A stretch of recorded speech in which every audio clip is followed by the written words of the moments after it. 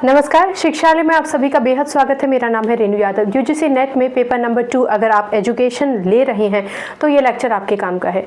Education subject में एक lesson है टीचर एजुकेशन और उसके अंदर एक टॉपिक है NCTE, national council of teacher education. सबसे पहले तो ये समझिए एनसीटीई का गठन क्यों किया गया, हमें ज़रूरत क्या पड़ी। जब कोठारी कमीशन आया 1964 से 1966 तक तो ये देखा गया कि टीचर को जो एजुकेशन दी जा रही है वो बहुत ही रिजिड है और उसमें बहुत सारी ऐसी चीज़ें हैं जो रिवाइज करने की ज़रूरत थी। तो इन सब चीज़ों को मद्देनज़र रखते हुए एनसीटीई को एस्टैब्लिश किया गया। अब आप इसमें कुछ चीज़ें ध्यान रखेंगे। एक तो एनसीटीई का एस्टैब्लिशमेंट 1973 में हुआ था, ठीक। अब एक एक्ट है एनसीटीई एक्ट के माध्यम से, act of parliament, NCTE act आया 1993 में। एनसीटीई एक्ट 1993 में आया और एनसीटीई एक स्टैच्यूटरी बॉडी बन गई है 1995 में, ठीक है। अब हम थोड़ा सा आगे बढ़ गए हैं क्योंकि इससे पहले ही प्रोग्राम ऑफ एक्शन 1988 से शुरू हो गया था। प्रोग्राम ऑफ एक्शन का क्या मतलब होता है?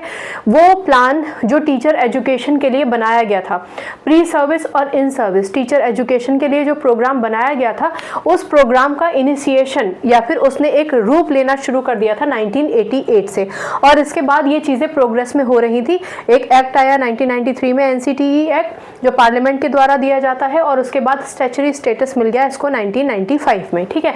चलिए, अब इसका काम क्या है, ये एनसीटीई करता क्या है? तो सबसे पहले ये समझिए कि क्योंकि यहाँ पर लिखा हुआ है नेशनल लेवल पर, आप ये समझिए नेशनल लेवल पर एक काउंसिल बनाया गया टीचर को एजुकेट करने के लिए।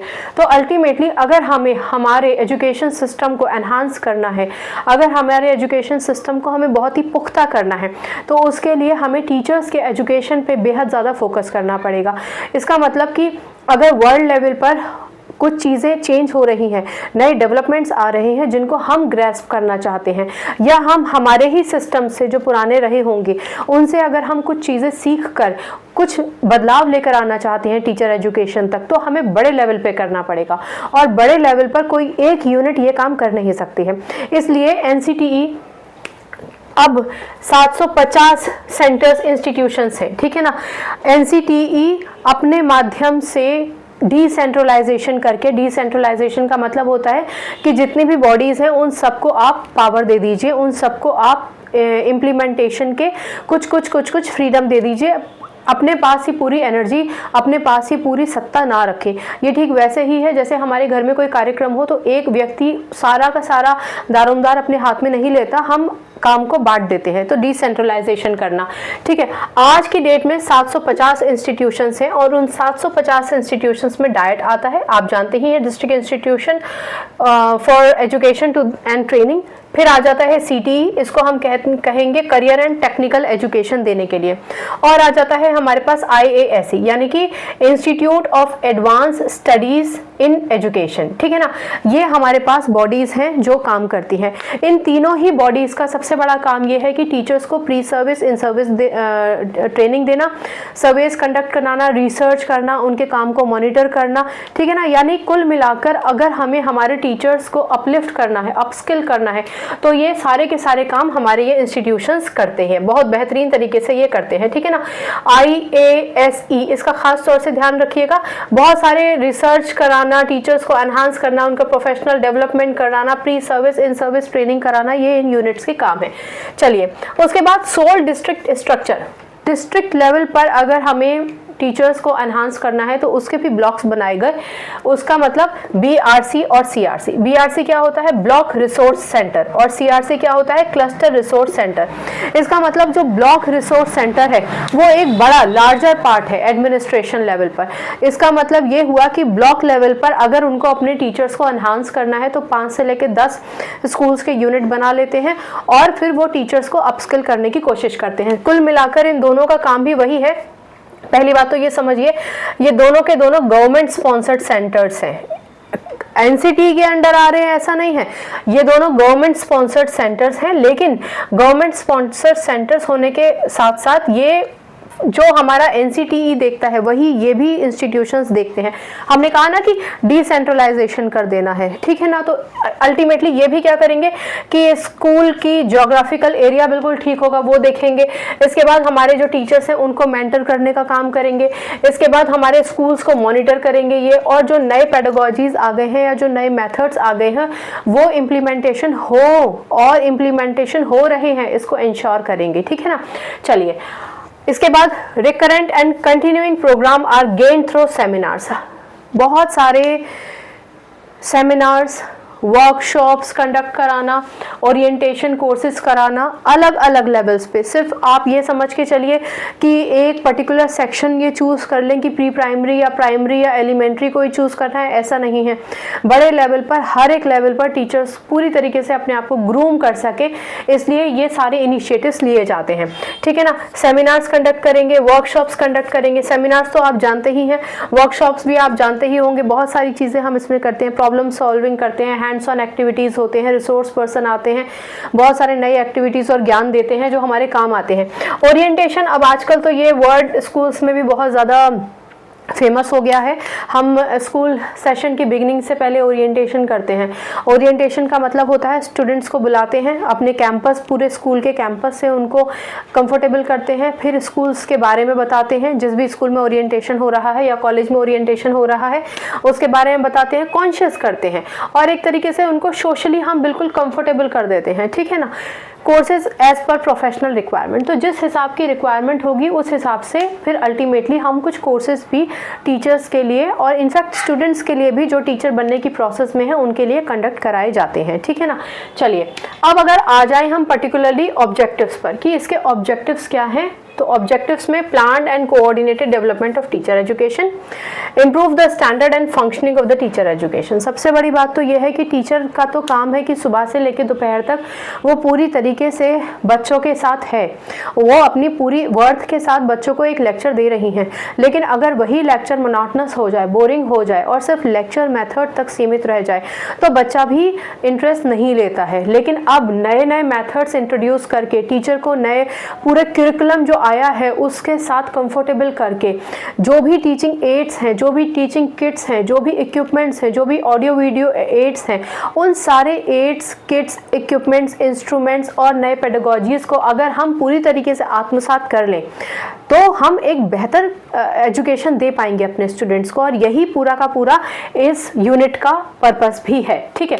अब देखिए, जो ऑब्जेक्टिव होता है वही उनके फंक्शंस डिसाइड करता है। तो पहला फंक्शन देखते हैं, undertake survey and studies related to various aspects of teacher education and publish the result।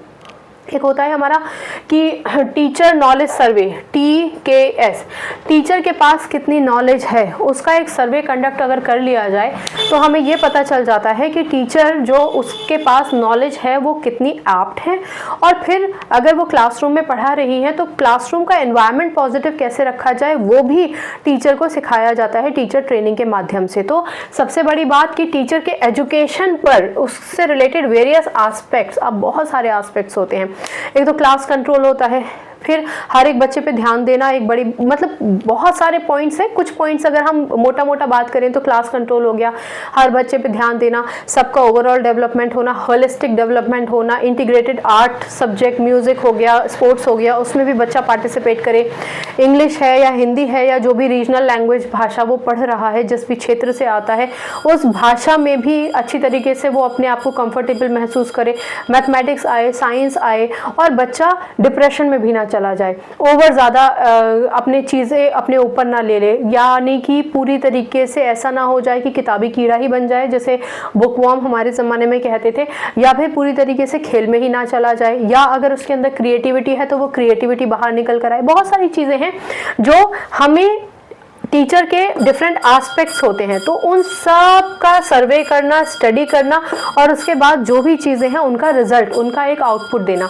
इसका एक सबसे बड़ा पर्पस ये होता है कि जब आप एक सर्वे कंडक्ट करते हैं और उसके रिजल्ट्स, उसके आउटपुट निकालते हैं तो आपको पूरे एक नेशनल लेवल पर ये पता चलता है कि कौन कौन से चैलेंजेस हैं जो टीचर्स फेस कर रहे हैं, कौन कौन से चैलेंजेस हैं जो बच्चे फेस कर रहे हैं, कौन कौन से इश्यूज़ हैं जिसकी वजह से टीचर और बच्चे में बहुत बड़ा एक गैप आ गया है जो होना नहीं चाहिए, ठीक ठीक है ना, या फिर कौन से ऐसे फैक्टर्स हैं जिसकी वजह से टीचर और बच्चा बहुत ज़्यादा कंफर्टेबल होकर काम नहीं कर पा रहे हैं।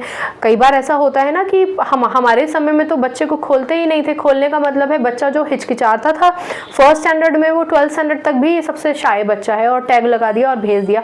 कितनी कोशिश की गई उसको स्टेज पर लेकर आने की, स्टेज पर तो बहुत दूर की बात है, क्लास में ही उसको खोलने यानी कि उसको बोलने की, उसको अपने आप को व्यक्त करने की, या फिर एटलीस्ट कन्वर्सेशन करने का इनिशिएटिव करने की भी कोशिश कितनी की जाती थी। ऐसा नहीं है कि हर दौर में टीचर्स नहीं करते थे, कुछ स्कूल्स में टीचर्स और कुछ पर्सनली टीचर्स इंटरेस्ट लेके बहुत कुछ करते ही थे। लेकिन अगर एक ट्रेनिंग से चैनलाइज कर दिया जाए इस पूरे के पूरे प्रोसेस को, तो ये समझिए कि फिर ये एक पार्ट ऑफ ड्यूटी हो जाता है जो हर टीचर को करना ही होता है। चलिए, इसके अलावा coordinating and monitoring teacher education and its development in the country. ठीक है, पूरे के पूरे कंट्री में जितने भी टीचर्स हैं उन सारे टीचर्स को के एजुकेशन देने के पैटर्न को मॉनिटर करना और उनको कोऑर्डिनेट करना, ये एक बड़ा काम हो गया। ठीक है ना। अब इसमें सबसे बड़ी बात ये हो जाती है कि हमें ये देखना है कि ये कैसे होगा। ये एक व्यक्ति विशेष तो कर नहीं सकता, यानी कि कॉलेजेस और यूनिवर्सिटीज़ करेंगे। तो यूनिवर्सिटीज़ रिकॉग्नाइज्ड हो, सबसे पहली बात तो एनसीटीई रिकॉग्नाइज नहीं करता, रिकॉग्नाइज करेगा यूजीसी। आपने हमेशा एक यूनिवर्सिटी के साथ लिखा देखा हुआ है रिकॉग्नाइज बाय यूजीसी, यानी एनसीटीई तो आपको सिर्फ करिकुलम और फ्रेमवर्क और इम्प्लीमेंटेशन ऑफ द प्लान, उसका प्लान क्या है और वो क्या पेडागोजीज या फिर क्या नए नए तरीके इस्तेमाल करना चाहती है एजुकेशन सिस्टम में फर्दर, वो सारा का सारा डेवलपमेंट कर देगी। लेकिन अगर इंस्टीट्यूशंस के जरिए ही तो हम ये सारा का सारा काम कर पाएंगे ना, इंस्टीट्यूशंस ही तो इसको फर्दर प्रमोट करेंगे ना। तो अल्टीमेटली ये काम किसका होता है? ये काम होता है हमारा इंस्टीट्यूशंस का। तो इसका मतलब ये हो गया कि इंस्टीट्यूशंस का सबसे पहली बात तो रिकॉग्निशन बहुत ज़्यादा ज़रूरी है। उसके बाद एक ऐसा एनवायरनमेंट बनाया जाए जो बहुत ही पॉजिटिव है, अकाउंटेबिलिटी हो, जिम्मेदारी हो, इंस्टीट्यूशंस की भी जिम्मेदारी हो कि वो एक प्रॉपर चैनलाइज तरीके से जितने भी सोर्सेज उनके पास आए हैं, जो भी मटीरियल आया है, जो भी लेक्चर आया है, जो टीचर तक पहुंचना चाहिए, जो भी टेक्निकल उसको क्या बोलते हैं एडवांसमेंट आया है, जो टीचर तक पहुंचना चाहिए वो पहुंचाए। अब यहाँ बड़े ही दुख की बात है कि आज भी हमारे यहाँ बहुत दुख की बात है, सिर्फ ठप्पा मिलता है। बहुत सारे कॉलेजेस आपको फ़ोन करके बोल देते नहीं नहीं आने की ज़रूरत नहीं है, आप तो बस पैसे दे दीजिए और एग्ज़ाम लिखने आ जाइएगा, प्रैक्टिकल वो भी हो जाएगा, थ्योरी सब हो जाएगा। ये बहुत ज़्यादा गलत है। अब ये मुझे नहीं मालूम कि यूजीसी फिर रिकॉग्नाइज कैसे करती है, और यहाँ जो एक पॉइंट है मॉनिटर, तो वो मॉनिटर कैसे करती है, ये मेरा एक कंसर्न है। अगर कोई एजुकेशन डिपार्टमेंट का हो तो प्लीज़ बताइए कि ये कंसर्न को कैसे कॉम्बैट किया जाए। ठीक है, तो सर्वे कंडक्ट कराना, अगर आप सर्वेस कंडक्ट कराएंगे और आपको ये देखना है कि टीचर का कमर्शलाइजेशन ना हो जाए। ये वर्ड कमर्शलाइजेशन मैंने किताब से ही निकाला है, उसमें लिखा था कि ये इंश्योर करें एनसीटीई कि टीचर का कमर्शलाइजेशन ना हो जाए। टीचर एक्चुअली पूरे अपने स्वरूप में बेहतर तरीके से जो उन्होंने पढ़ा है, जो उन्होंने समझा है, जो उन्होंने नए एडवांसमेंट अपने अंदर लेकर आए हैं, उनको बच्चों तक पहुँचाएँ। पहले तो अपने अंदर लेकर आएंगे, तब टीचिंग प्रोफेशन में जाएंगे, तो फिर बच्चों तक पहुंचाएंगे ना। ठीक है, चलिए इसके अलावा ये जब हम कोऑर्डिनेशन और मॉनिटरिंग की बात करते हैं ना, तो अगर आपने मॉनिटरिंग तो चलिए कर ली, आपने देख लिया कि किस इंस्टीट्यूशंस में द बेस्ट टीचर्स प्रोड्यूस किए जा रहे हैं, या बेस्ट इन सर्विस या प्री सर्विस टीचिंग देने के बाद हमने बेस्ट आउटपुट निकाल दिया है। अब इसको जज करने के लिए एनसीटीई ने एक अप्रेजल रिपोर्ट बनाई है। ठीक है ना। अप्रेजल रिपोर्ट का क्या मतलब होता है? अप्रेजल रिपोर्ट का मतलब होता है किसी भी चीज़ को इन्होंने परफॉर्मेंस अप्रेजल रिपोर्ट, जो आपने परफॉर्म किया है उसके हिसाब से एक रिपोर्ट आपकी सबमिट की जाएगी, और उस रिपोर्ट के आधार पे पता चलेगा, जैसे स्टूडेंट्स का रिपोर्ट कार्ड होता है, तो उससे पता चलेगा कि किस तरीके से हम काम कर रहे हैं या किस तरीके से इंस्टीट्यूशंस काम कर रहे हैं। ये अप्रेजल रिपोर्ट आप टीचर की और साथ साथ इंस्टीट्यूशंस का भी आपको पता चलता है ना कि अगर उसका इंफ्रास्ट्रक्चर कैसा है, उसकी फैसिलिटी कैसी है, वहाँ पे पूरा परफॉर्मेंस कैसा है, तो ये सारी चीज़ें इस अप्रेजल रिपोर्ट में होती हैं। बहुत सारे एस्पेक्ट्स होते हैं, सिर्फ यही नहीं कि टीचर तक ही कंसर्न है। भाई एक अच्छा इंफ्रास्ट्रक्चर नहीं मिल रहा अगर टीचर को, तो कहाँ से वो एक बेहतर टीचर बन पाएंगी, वो जो एजुकेशन इंस्टीट्यूट को सर्व करने के लिए एक प्री सर्विस कोर्स कर रही हैं। ठीक, चलिए prepare guidelines to minimum qualifications of the candidate. बहुत पुरानी अगर आप फिल्में देखेंगे तो उसमें कोई व्यक्ति जिसको पढ़ाने में इंटरेस्ट है या फिर वो नौकरी की चाहत में है, तो पास के स्कूल में जाके सर्व कर देते थे, अब ऐसा नहीं है। एनसीटी ने प्रॉपर गाइडलाइंस दी हैं। उन्होंने कहा या तो बीएड करेंगे आप, एमएड करेंगे, डीएलएड करेंगे, बीएलएड करेंगे, डिफरेंट कोर्सेज हैं, इंटीग्रेटेड बीएड करेंगे, उसके बाद सीटेट होगा, टेट होगा। तो ये क्या है, ये है कि टीचर अपने आप को लगातार इम्प्रोवाइज करता जाए, लगातार मिलरेशन करता जाए, उसका प्रोग्रेस लगातार होना चाहिए, ताकि वो कभी भी किसी भी नए करिकुला में जो भी चेंजेस आए हैं उनसे अछूता ना रह जाए और टीचर की खुद की क्वालिटी इंप्रूव हो। तो ये इंश्योर करने के लिए इन्होंने गाइडलाइंस बनाई हैं कि मिनिमम क्वालिफिकेशन क्या होनी चाहिए। भाई कम से कम अगर उसने बीएड करना है तो कम से कम ग्रेजुएशन तो हो, या फिर इंटीग्रेटेड कर ले, ठीक है ना। अगर डीएलएड करना है तो कम से कम स्कूलिंग तो अपनी कर ले, है ना। बहुत सारी अलग अलग कोर्सेज हैं, तो उन सब के लिए इन्होंने गाइडलाइंस दी है। टीचर एजुकेशन डिफरेंट लेवल्स पर कैसे की जाएगी, ठीक है ना। अब जैसे कि आप प्रोफेसर बनने की दौड़ में हैं, तो फिर अल्टीमेटली आपको एक एग्जाम देना है, असिस्टेंट प्रोफेसर बनेंगे, फेलोशिप लेंगे, या फिर प्रोफेसर पीएचडी करेंगे। तो ये सब क्या है, अंडर द गाइडलाइंस ही है ना, अपनी मर्जी से तो हम नहीं कुछ करेंगे। चलिए, develop norms for any specified category of courses or training in teacher education, minimum eligibility और criteria for admission। अब जैसे कि आपने देखा होगा कि अगर बीएड करना है तो मिनिमम 50% तो होना ही चाहिए। तो ये जो एलिजिबिलिटी क्राइटेरिया है ये भी यही तय करते हैं, ठीक है। ग्रेजुएशन के बाद आप बीएड कर लेंगे, इंटीग्रेटेड बीएड कर लेंगे, डीएलएड, ये सब मैंने आपको जो बताया है वो सारा का सारा ये एनसीटीई तय करके रखेगा। मैंने आपको अभी भी बताया था थोड़ी देर पहले कि यूजीसी रिकॉग्निशन का काम करेगा, एनसीटीई रिकॉग्नाइज नहीं करेगा, लेकिन एनसीटीई जो रूल्स, जो नॉर्म्स, जो क्वालिटी को इम्प्रूवमेंट करने के लिए जो नए पैटर्न्स, जो नए डेवलपमेंट एक हमारे एजुकेशन सिस्टम में आने चाहिए वो डिसाइड करता है। रिकॉग्निशन तो यूजीसी ही करता है। चलिए, prepare guidelines and specified requirement for starting new courses and programs under teacher education program. अब जैसे कि capacity build, professional development courses होते हैं, या टीचर के खुद के एनहांसमेंट के बहुत सारे कोर्सेज होते हैं, या शॉर्ट टर्म कोर्सेज होते हैं, या लॉन्ग टर्म कोर्सेज होते हैं। उनमें सिलेबस कैसा रहेगा, हमें कितना अपना भारतीय जो थ्योरी है वो पढ़ानी है, कितना हमें बाहर का एडवांसमेंट्स दिखाने हैं, टेक्नोलॉजी हमें कितनी देनी है, बच्चों तक हमें कैसे रीच आउट करना है, उसके लिए हमें क्या क्या चेंजेस करने हैं, वो सारे के सारे डिजाइंस करेगा ये। तो प्रॉपर गाइडलाइंस बनाता है, ठीक है ना। गाइडलाइंस बनाने के बाद ही ये प्रॉपर एक मेंटेन करता है, क्वालिटी मेंटेन करता है, करिकुलम बनाता है, ट्रेनिंग करता है, प्रैक्टिकल और थ्योरेटिकल क्लासेस में जो रेलिवेंट चीजें हैं वो जोड़ने का काम एनसीटीई करता है। फिर develop guidelines for general teacher education program. हाँ, गवर्नमेंट को कौन एडवाइस करेगा, गवर्नमेंट को एडवाइस करने के लिए ये यूनिट्स ही होते हैं। ये यूनिट्स अपने अपने लेवल पर जो प्रॉब्लम्स देखते हैं और उन प्रॉब्लम्स को आगे सॉल्व करने के लिए जो सॉल्यूशंस होते हैं उनके रिकमेंडेशंस देते हैं, एडवाइस करते हैं गवर्नमेंट को, और फिर गवर्नमेंट उन एडवाइस को पूरी तरीके से देखती है, सर्वे करती है, स्टडी करती है, रीच आउट करती है अथॉरिटीज़ को, और फिर उस हिसाब से चेंजेस करती है जो रिक्वायरमेंट होती हैं उनके चेंजेस के, ठीक है ना। तो यहाँ पर एक चीज़ आप समझिए कि ये जो इंटीग्रेटेड टीचर्स एजुकेशन प्रोग्राम था ये बहुत पहले नहीं हुआ करता था। बहुत पहले इंटीग्रेटेड कोर्सेज जैसा नहीं था, बीएड ही करते थे तो बीएड ही करते थे। अब इंटीग्रेटेड क्यों आया, क्योंकि उसकी नीड हुई। तो ये क्या था, ये भी एक तरीके का रिकमेंडेशन ही था जो गवर्नमेंट तक पहुंचाया गया, और उसके बाद आईटीईपी शुरू हुआ। मैंने यहाँ पे लिख भी रखा है, नया प्रोग्राम है ये ITEP, integrated teacher education program. आज की डेट में नया नहीं है, लेकिन जब शुरू हुआ था तब नया ही है।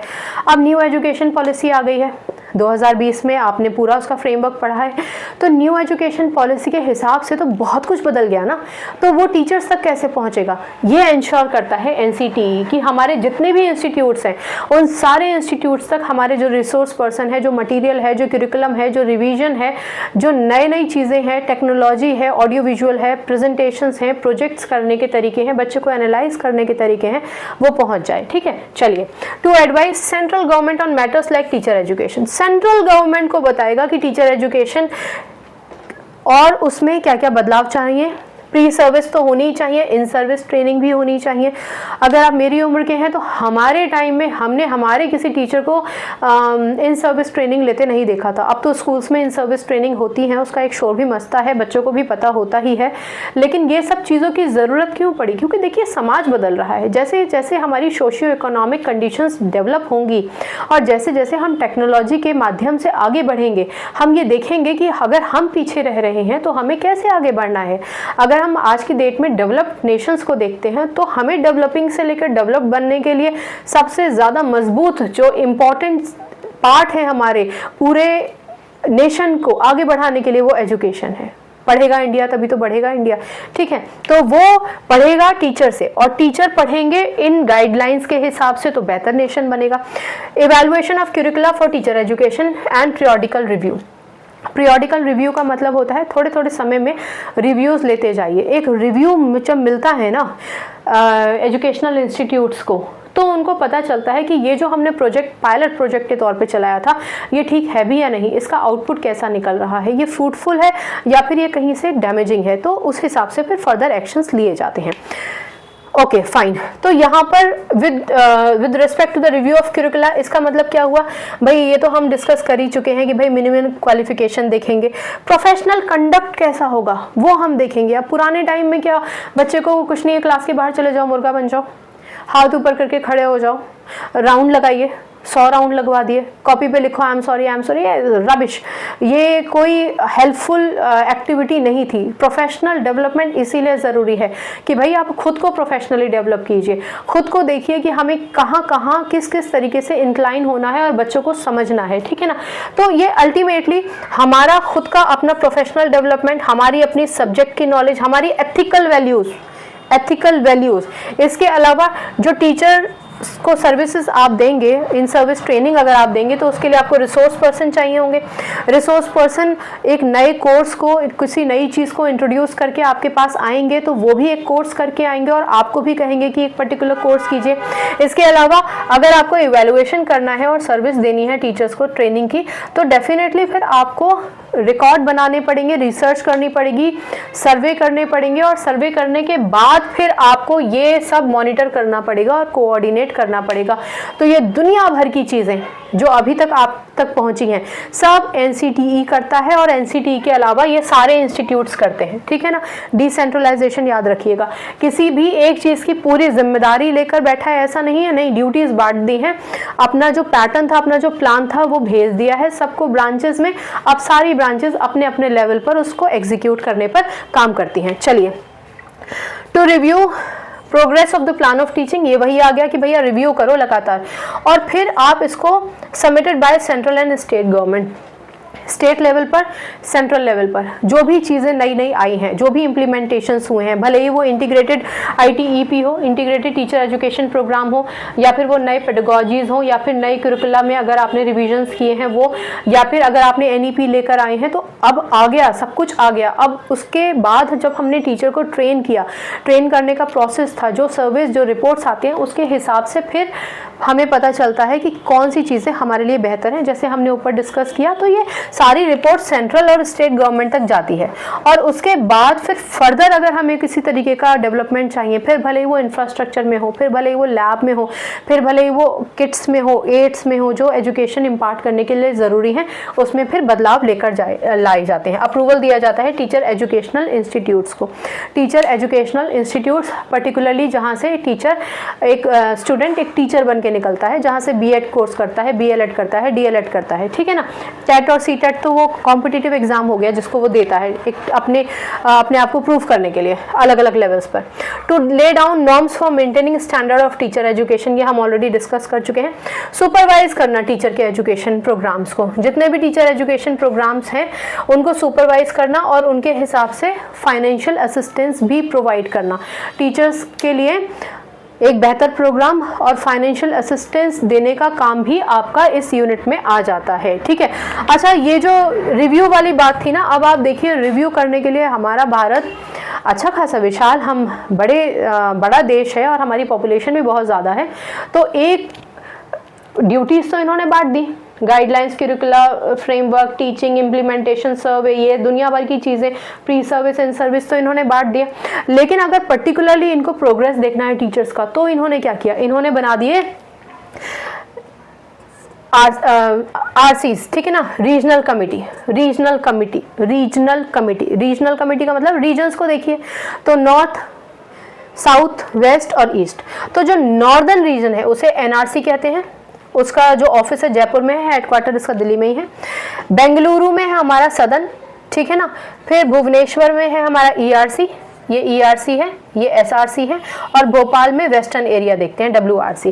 तो अगर आपसे ये पूछा जाए कि एनआरसी, अब मैं एनआरसी की बात बता दूं अगर, तो Chandigarh, Punjab, Delhi, Haryana, UP, Uttarakhand, UT of Jammu Kashmir, Ladakh, ये सारा का सारा पोर्शन, कितना बड़ा क्षेत्र हो गया ना, ये सब एनआरसी देखता है।